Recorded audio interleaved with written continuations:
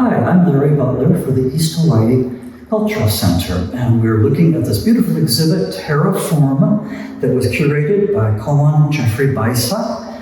Last month we had an artistic perspective on the show. Today it is my pleasure to introduce a new guest. This is John Stallman, who is a local natural history interpreter.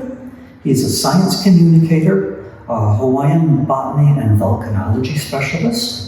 He serves as a docent at the Lava Zone Museum in Pahoa and is a former ranger up at the Hawaii Volcanoes National Park. And he's kindly consented to come in and talk with us about this beautiful show from a science and, I guess, anthropology perspective. Thank you so much for being with us today, John. Thank you for having me. This first, our Makai gallery features Hawaii volcanoes themselves. We have a wonderful mixture of paintings by Hamilton Kobayashi, and we have a number of photographs here by Leslie Gleim. And I wonder what strikes you in this gallery, John? Definitely in this gallery, I'm most struck by this painting of fishery. Oh. And I was very involved, very close to the eruption throughout in 2018. And there's something about this painting that really captures that dichotomy of this raging lava fountain and the serene, gentle sky on there. And something about this painting, when you step further away, the details become more serene, and closer up, it's the impressionist kind of blotches of paint, and you get more of the chaos from the lava fountain, and that's exactly how the eruption felt.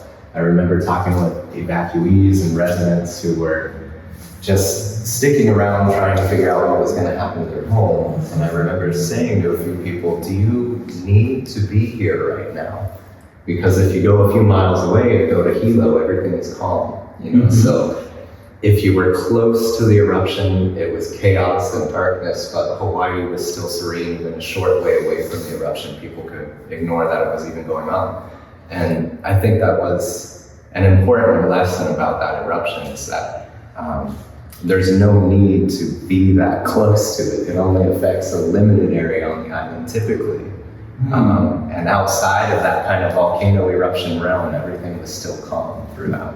So something about, that's just my immediate impression when I encountered this painting, is that calmness in the backdrop of this fishery erupting the largest lava flow in 200 years. So, the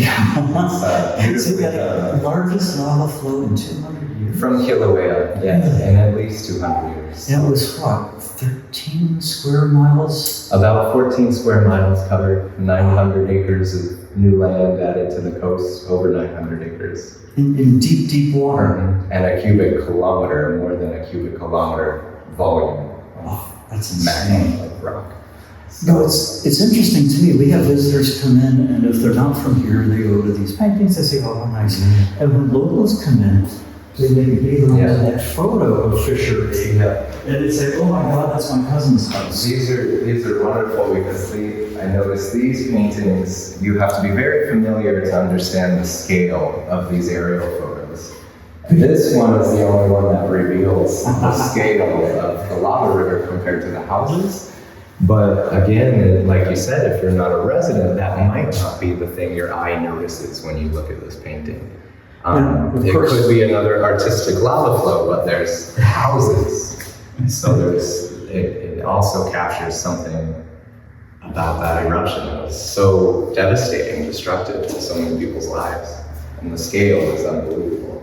That's interesting. As you say, if you step away, it seems very abstract, it's far away, except that, of course, those of us who live here all had friends in that neighborhood that either lost their houses or were terrified of doing so. Yeah. So it does become immediate. And that's similar to that feeling with the other one. It's the closer you were to the eruption, the more stressful it was. You couldn't escape that stress, that anxiety of what might happen. And the earthquakes. Right, and the earthquakes. But further away from the eruption, the rest of the island was calm.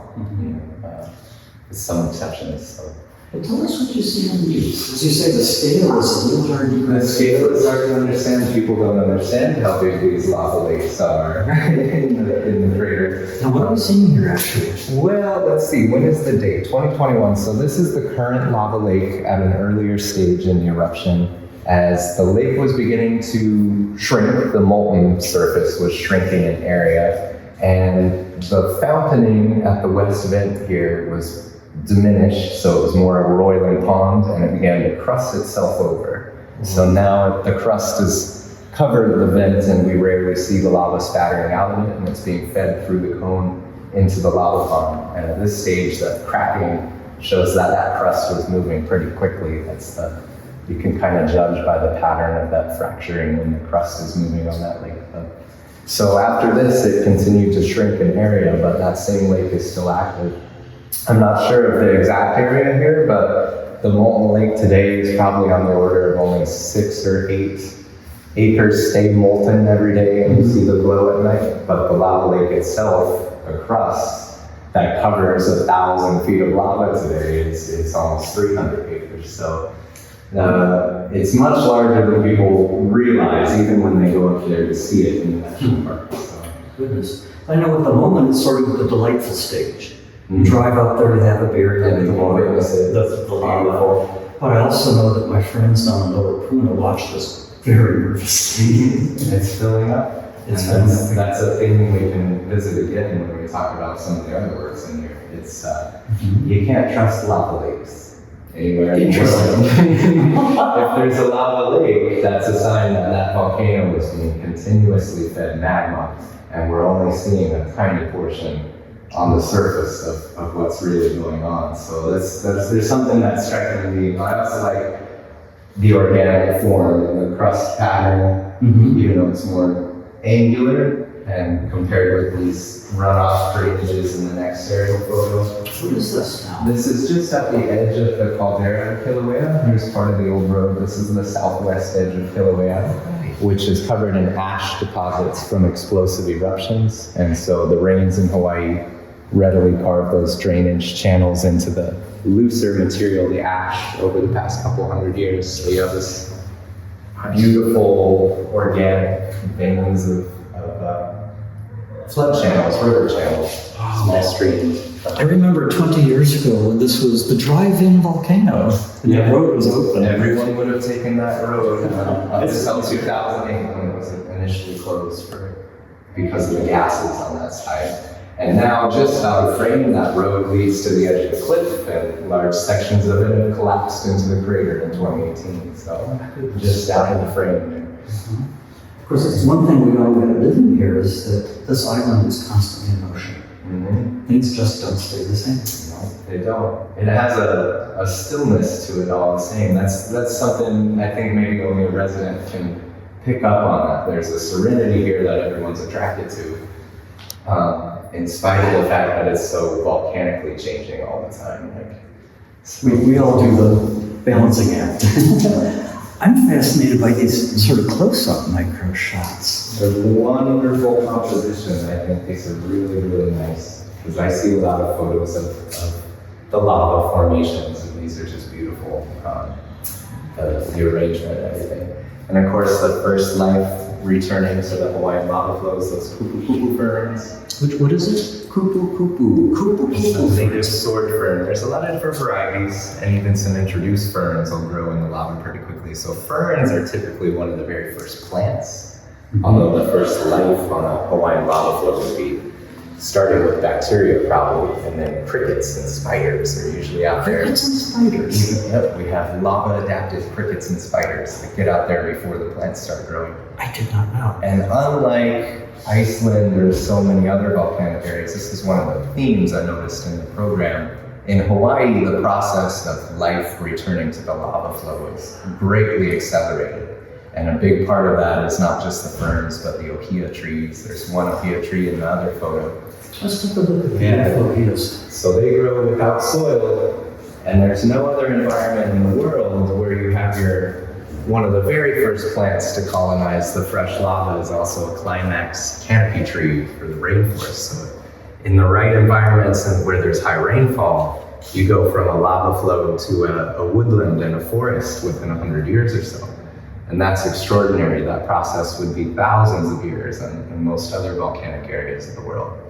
It's so striking. And of course, for us who live here and love this island and love the ohia trees and the ikua blossoms, we have the burden of knowing that there's a terrible disease out there now. I was just talking about that with some folks earlier today. It's you got to help people understand how valuable and unique this environment is. And once they love it, then you can share the sad story of the killer fungus that's attacking our most important tree that grows miraculously out of the lava.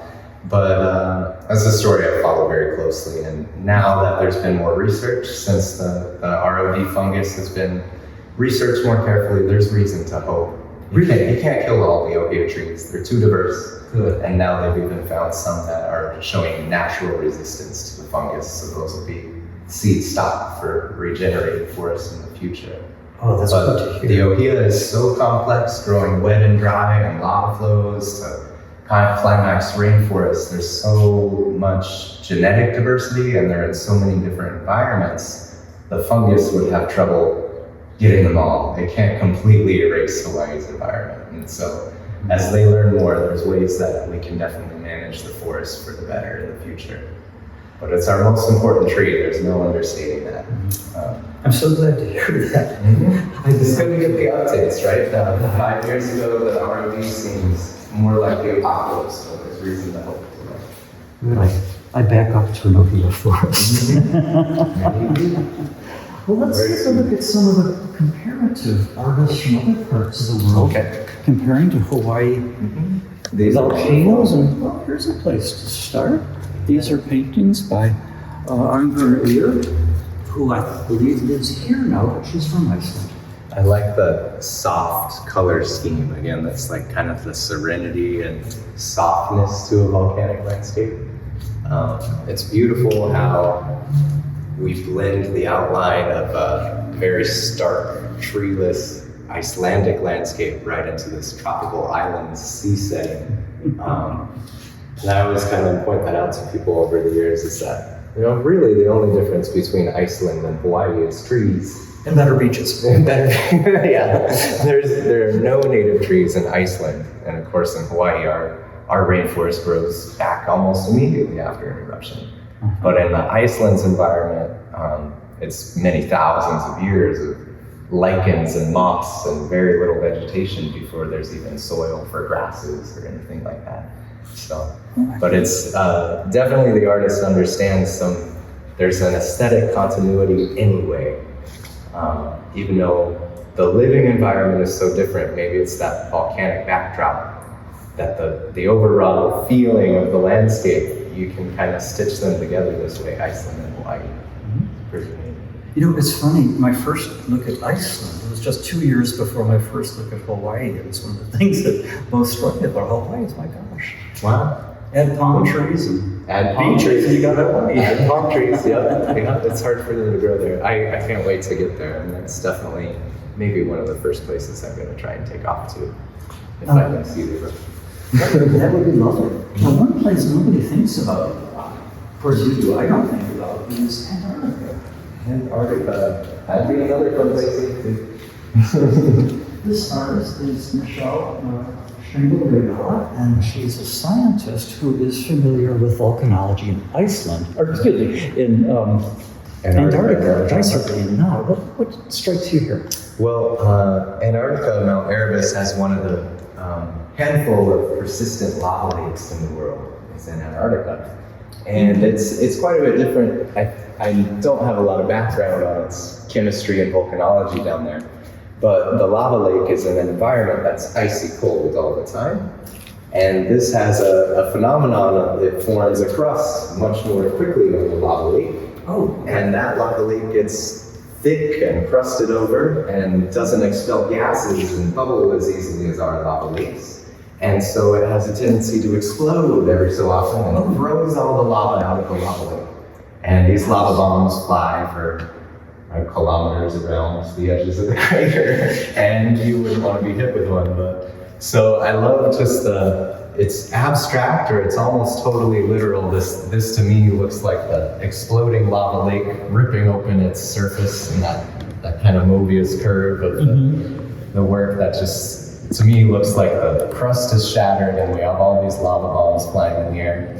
And with a really simple technique, I just really admire how she's done that. You can see these lava bombs cooling in midair from the red hot molten lava flung into the air. As soon as they're in the air, the outside is beginning to crust and cool. I see now, they have red insides and some of them have more or less black. Or it's almost microscopically accurate to this webbing of crust that would develop around the glob of lava as it sails through the air. So it's a really simple kind of material she's used, but the detail is just so accurate. You said she's a scientist, yeah? So, I believe so. Yeah, so she obviously has an understanding of these lava globs in midair. They only have seconds before the crust is cooling on the outside. And they have a chewy center when they hit the ground, some of them. Others will be solid rock before they hit the ground. The chewy center. That's fascinating. Yeah, it's really well done. I like this piece. Well, most of our other pieces in the show have a mythological aspect to them. This, for instance, is Rwandan French artist Mucyo is imagining his own volcano goddess, which I think is wonderful. It's intimidating and provocative. I'm still searching for words of what the expression is, but the title is Magma. Magma. That's her name. That's her name. Okay. So in scientific terms, the magma is what we call the melt when it's underground. Typically, sometimes geologists call it magma even when it's out on the surface, where we call it lava. But to me, that invokes this understanding that this is happening in that deep place of the volcano that we will never see, where the magma lives underground. So there's something really primordial and maybe not fully formed in this image, just the way I'm interpreting it. I don't know if that's what he intended, but it's from a different world, like an underground world, when I see that title in this image, and something very severe and kind of scary about it too, and beautiful. That's interesting. Now, one thing he wanted was that it be lit on just one side, so that on the other side we could go look at this. The lighting is quite different, and perhaps the atmosphere is different as well. Oh yeah, totally. It does change the kind of attitude of the face, the different lighting. She's darker. And the comment about the dark and scary place of magma. I don't know if it has to be scary, but she's looking down her nose at us. She doesn't seem too friendly.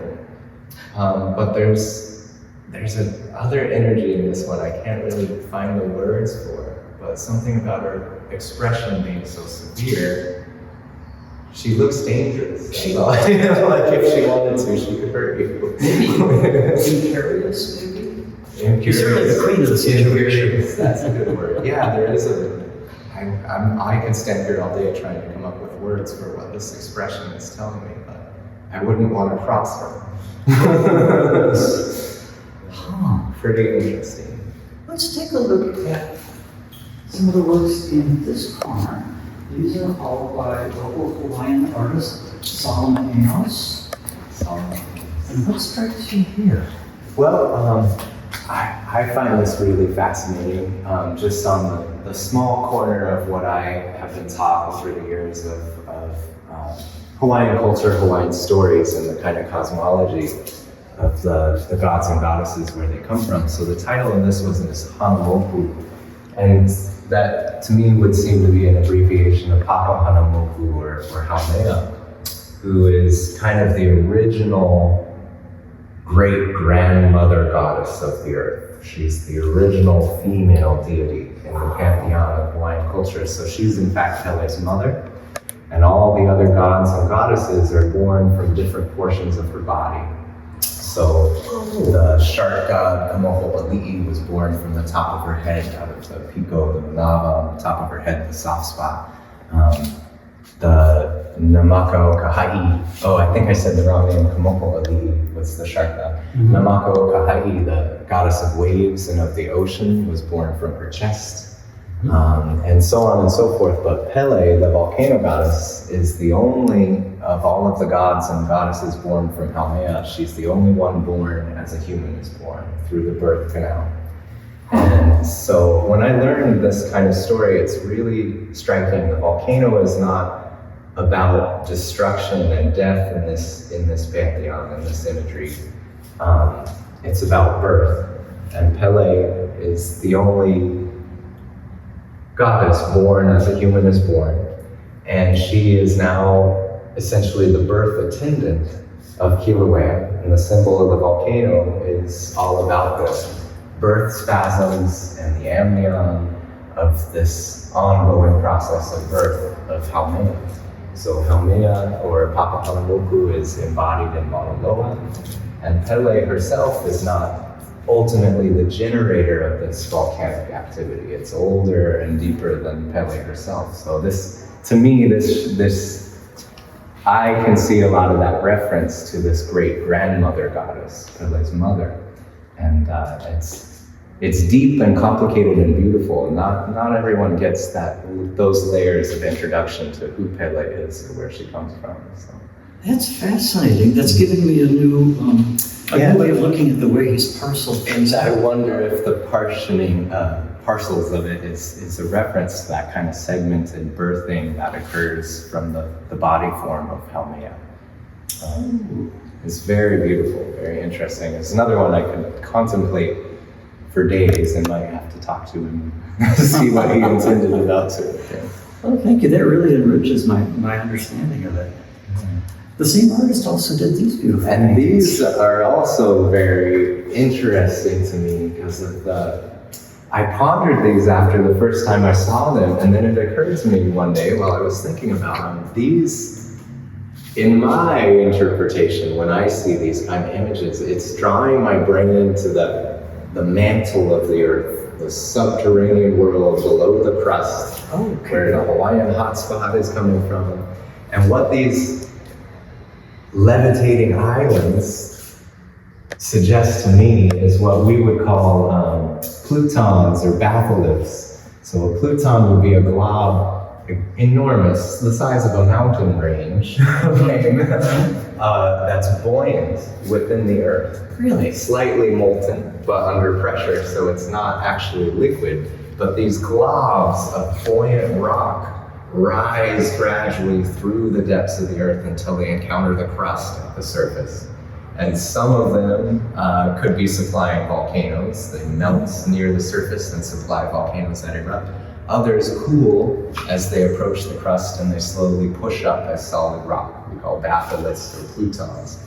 And just that buoyancy, the density of the rock inside of the earth, some rocks float towards the crust and other materials down there sink. And just the fiery, sulfuric kind of colors to it. And the levitating island is he was interpreting them as islands. To me, this seems like a scene, if we could see what was going on inside of the earth, there would be globs like this, as large as mountain ranges floating around. There's a lot of space inside the planet. So it kind of transports me to that, contemplating that interior being. Is one of these under the Hawaiian hot? I don't really know. Well, the Hawaiian hotspot is the most productive hotspot in the world, and it tends to be more envisioned as not just globs randomly coming up, but a pretty steady stream, a plume of material that's rising deeper in the earth. And it's been welling up under the crust for at least 70-something million years in a pretty steady supply. But the plume itself might have large globs at times and more narrow streams coming up. So we see that as they learn more about the long, tens of millions of years old history of the Hawaiian hotspot making volcanoes, it seems to ebb and flow. And maybe these plumes of the mantle do kind of have a kind of come in globs. So these images get me into that world of contemplating plutons and mantle plumes. I don't know if it does that for everybody else, but that's where it brings me, and the color is just so severe. And I think the darkness on the top of the painting is also helps transport me into that subterranean level, but it's dark up there instead of like sky up there, so we're still underground. It's just how I came to interpret them, I'm not sure. It's fascinating. I knew none of this, and that really does enrich looking at the art. And it also gives, like, if these were plutons in the earth, those structures, these rocks are huge beyond what most people could conceptualize. Bigger than Mauna Kea, bigger than the island. That's how big these globs in the earth would be coming up. So it's kind of, I guess it makes me imagine a lot of things just looking at these images. They're wonderful associations. I think I remember reading somewhere that Mauna Loa is the largest object on Earth. Well, it depends how you define an object. I suppose it's certainly the largest active volcano, and the only ones comparable to Mauna Loa are also in the Hawaiian island chain, Mauna Kea, Haleakala, but the largest that we know of so far is Puha Onu. Is that the one under the ocean? It's under the ocean up in the northwestern Hawaiian Islands, and that appears, now that they've determined it is one volcanic mound. It formed an island that was bigger than the Big Island, but one volcano made the whole thing instead of 5. So it was an enormous volcano, and that's interesting too. So bigger than Mauna Loa is today, by a lot. But that was millions of years ago. Take a look over here. One thing that our guest curator wanted to convey was the notion of how creatures live with volcanoes. And this artist, again, one of our Icelandic artists, Heimir Björgúlfsson, before he ever even came to Hawaii, read about the creatures that inhabit the summit of Mauna Loa and how they've learned to simply coexist with eruptions. He thought that was fascinating. To him, that's what this is about. I definitely see that this is, I'll start with this one, the Kobayashi, which nest in the crater of Kilauea, and the bird in stories is always associated with Pele.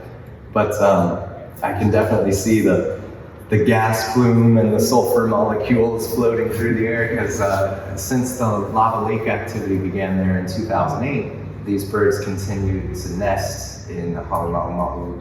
And all the rangers and scientists up there are always puzzled about it. They seem to be okay. We haven't found any dead ones. So it's almost, the secret is in this painting, they move so quickly, even if they have to fly through the volcanic cloud, they're probably not breathing it for very long. And depending on what side of the crater, they can be right alongside this volcanic activity and not get dangerous exposure to the gas. I see. And there's something similar in this one with the Pueo and the Koaikea, because to me that's all sulfur gas, the yellow. And yet there's, again, that's serenity. Everybody's happy in that image. And they're just existing. That is their environment. So there's nothing out of the norm in that image. So it's amazing. Let's take a look at another of our Icelandic artists' work. And again, I'm thinking mythology and expanding. This is really interesting. Yeah. These are 2 works, on the floor, on the wall, by Halldór Ásgeirsson. And for one, I'm fascinated just by the way he made this. He tells us that he found this rock near the airport, near Reykjavik. He says, it's a man's face. He brought that in his suitcase. I didn't see the face. He wants that back too. I bet he does. And these, I just assumed were natural obsidian. No. He created this with chunks of lava and a welding torch. Yep. He made his own obsidian and even his own Pele's hair. Pele's tears. Yeah, it's beautiful. And so glassy. Get more of that glassy texture like obsidian when the lava is quenched, cooled very, very rapidly. Oh, I see. So the little raindrops of lava we get from lava fountains make these Pele's teardrops, and the long Pele's here like natural fiberglass. But he's made this himself by re-melting lava, which is cool. And he does it in a ritual setting, apparently, involving fire, air, water, earth. Okay. So these were created in a ritual. I feel like a lot of people around here would really dig that style. it's interesting to me because that would make, this is basalt fiber, these pinless hairs.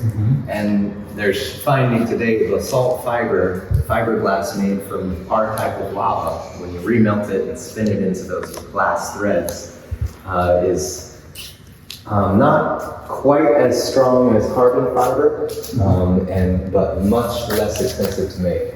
So you could build sails and paddles and composites, all kinds of things with basalt fiber. And I feel like Iceland would probably be ahead of us if they wanted to start making basalt fiber for the world. In Hawaii, there's probably going to be a cultural reservation about melting the lava again. That's true. Might not be looked upon positively by some cultural practitioners. But the other interesting thing about both these sculptures, with this remelting of the lava, it occurs to me, you know, he's getting the lava hotter than the rock takes a bit to melt. So the lava isn't going to remelt the lava rock very easily unless you hold that blowtorch to it to get it like 2400 degrees. But then when it dribbles and melts again, it's not like real lava. It's lost all that primordial gas that gives it that wild, explosive energy that real lava has. This would be like just a brief dribble of glass and then it's over, with none of the gas, none of that primordial stuff that brought the lava up to the surface in the first place. So it's that transformation is just interesting to me. He takes it even farther up here. Similar process. He takes little chunks, I guess his own obsidian or maybe small chunks of lava, blasts them again with his welding torch. They create these drippy, flat shapes that he then colors in the studio. And he's declared these to be lava elves. Lava elves. And Icelanders know that the landscape is in fact full of elves. That's something peculiar to Iceland. As he pointed out, they have to actually move roads and things to avoid lava cliffs where the elves live. Okay. That's fascinating. They have all so much character and personality, and they're all a little abstract, but they do seem alive. And the fact that they're made out of volcanic glass, handmade volcanic glass, is amazing. Beautiful. Yeah, it's a way to personify living with lava, I guess. They all have some kind of attitude too. They seem like troublemakers, these little guys. They do. I don't know enough about Iceland's laws, but the colors too. It's just neat. Yeah. Again, his idea, or the curator's idea, of putting the show together was to show artistic responses and just creature responses to living with volcanoes. This is certainly a different one. I'm not aware that the Big Island has elves. Well, the Menehune. Oh, of course we do. Yeah, the Menehune. Yeah. They're not. Are they volcanic? They're boat people. Yeah, they're not volcanic, but in some of the stories, the little people had control of the Hawaiian environment the way we imagine leprechauns in Ireland and whatnot. They had ability to sing to rocks and open passages and call rainbows and things like that. I know very little about it, but it's pretty interesting. So elf-like magical activities they were capable of, or are capable of, depending on who you're talking about. Who you're talking to. Well, the last artist I would love to have you talk about is Mucyo, who is French Rwandan, or Rwandan French, who grew up in Rwanda on the border of Congo, and has given us some extraordinary images of the local volcanoes, which I believe you know a fair amount about. Yeah, it's these are very amazing to me, and it sent me into learning more about these two volcanoes he's referencing again. And I've been fascinated with them for years, but I'm realizing how much background I need to have. So maybe if we start with this one, we can just talk about what the issue is first.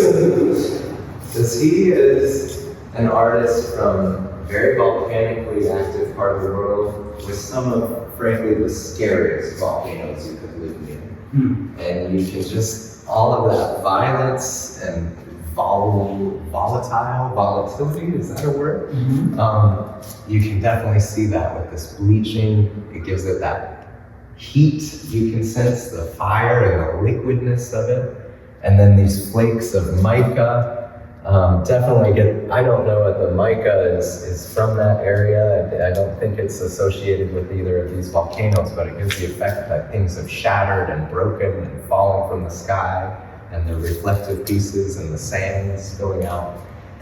It just kind of captures what a disaster it is when Nyiragongo erupts. And so the volcanoes and the goddesses that reside in them, Nyiragongo and Nyamuragira, have some of the fastest lava in the world. Oh, which we worry about here. Yeah, if you looked at it or see videos of it, because there have been some terrible eruptions there in recent history, it would look something like Hawaiian lava.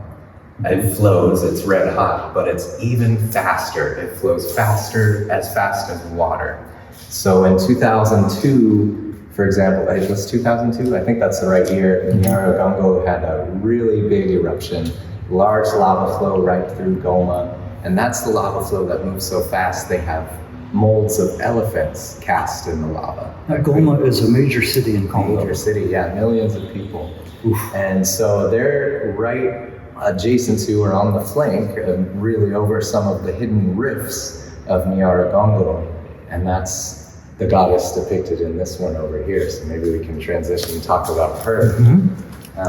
Because it's a fascinating thing. Why is the magma so fast? It has to do with its chemistry. And as you were sharing these works with me and explaining what the artist has said about this, it really strikes me because here she is, Nyiragongo, and she's gorgeous, beautiful, and again, looks very dangerous. Looks volatile, and the bleaching, again, it just captures that heat, that like inner light you can see in that tapestry that comes of it. So when Nyiragongo erupts, it has a persistent lava lake. At this time, it's persisting again. But the lava lake was filling up until it got to the level that it was in about 2002. And last year in 2021, lava broke out the flank of the mountain, and there was a fast flow briefly right behind Goma. And it didn't go very far, but the lava continued to intrude underground for several days right underneath the city. Everyone was in terrible anxiety, what's going to happen? And so it's very, very much like our lava lake here. The lava lake is an indicator of constant magma supply underneath. And when the pressure is right, it breaks out of its constraints underground, just like Kilauea's Rift in 2018. And it's, of course, it's very much in the public eye. Very much in the public eye, millions of people. And the whole process is much faster. And so in 2021, the lava flow was small, and not as fast as some of them. We're talking like miles per hour fast when it flows, much faster than Hawaiian lava. And just for comparison, in 2021, the eruption lasted only 6 hours, okay?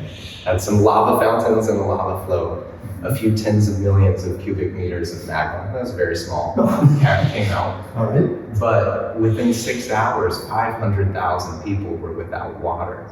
In the following day, hundreds of thousands of people were trying to evacuate, get out of the Democratic Republic of the Congo, because they didn't know what was going to happen next. So this volcano and her sister are very dangerous, and Goma also is on the shore of the largest exploding lake in the world. And that's all their tangent to explain. But this volcano can cause the carbon dioxide in the lake next door to erupt from the lake bed. That's the gist of it. So they're related. And they're related. That's always the worry. Whenever Nyiragongo busts through her flanks, the worry is that in the future it will disturb this lake, and you would have an eruption of carbon dioxide that would smother and kill every living thing for hundreds of miles. Millions of people. Millions of people would die.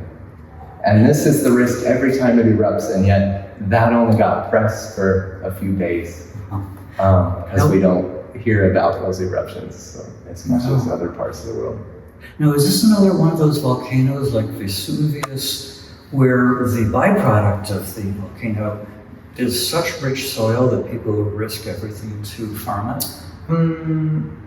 I would need to learn more of the geography of that area. So these two volcanoes with these known goddesses that he's depicting mostly have lava flows. They can be explosive, and they've been through different stages in their history. So I don't know, in Africa, what the kind of grade school image of it is, the plains are all fertile for the animals because occasionally they're dusted with volcanic minerals that re-enrich the surrounding area, or there's ash beds. Lava flows are not exactly like that, because you end up with solid rock with all of the nutrients and minerals is locked in the lava, and that's where it can take thousands of years before life can return to it. And that would typically be the situation with lava flows from either of these two volcanoes. But I'm sure, I know the area around there is all very lush, very tropical, so I think in the wider scale of history, the volcanoes have obviously created the fertility of the surrounding land. But I don't know how much she's helping.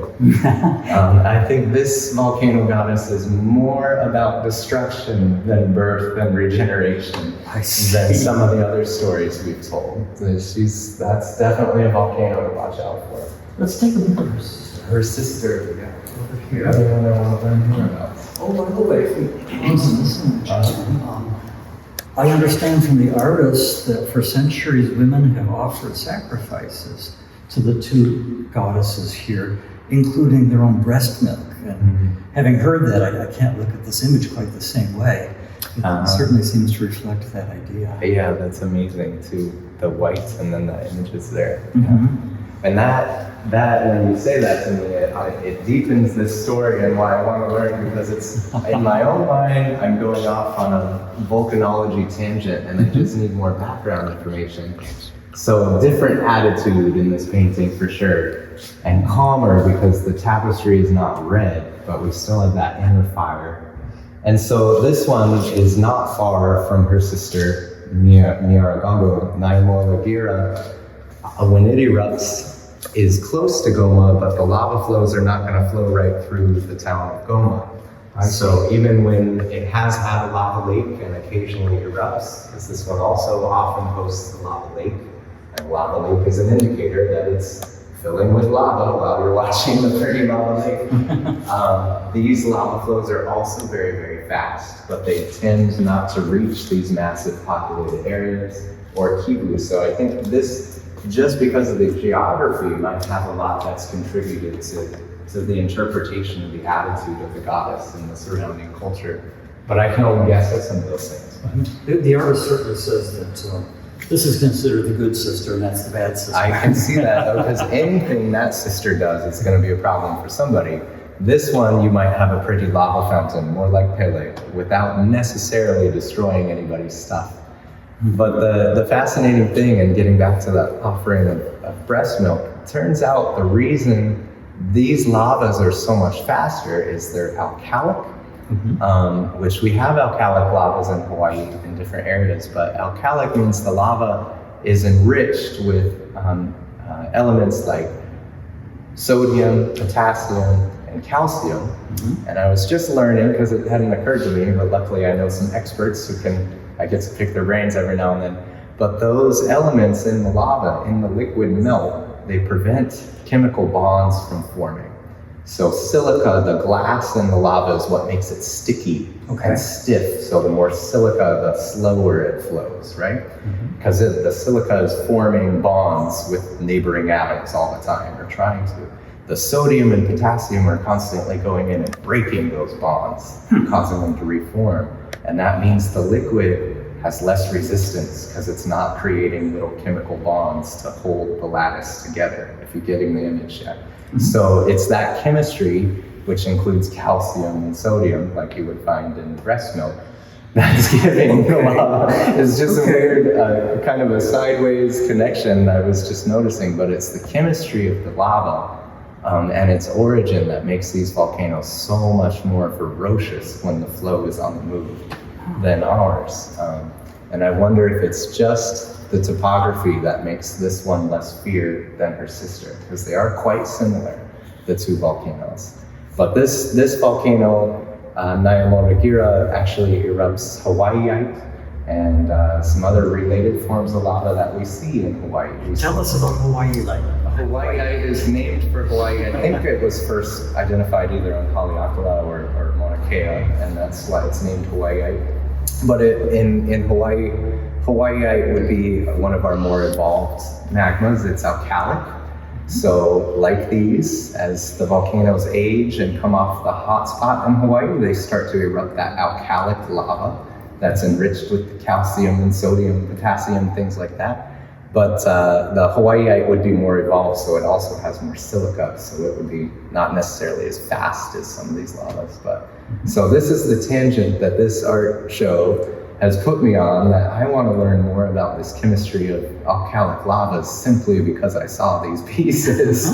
It's just brought me into it's the molecules, it's the chemistry, the essence of the magma itself that's creating the behavior of these volcanoes, of these volcano goddesses that people are seeing.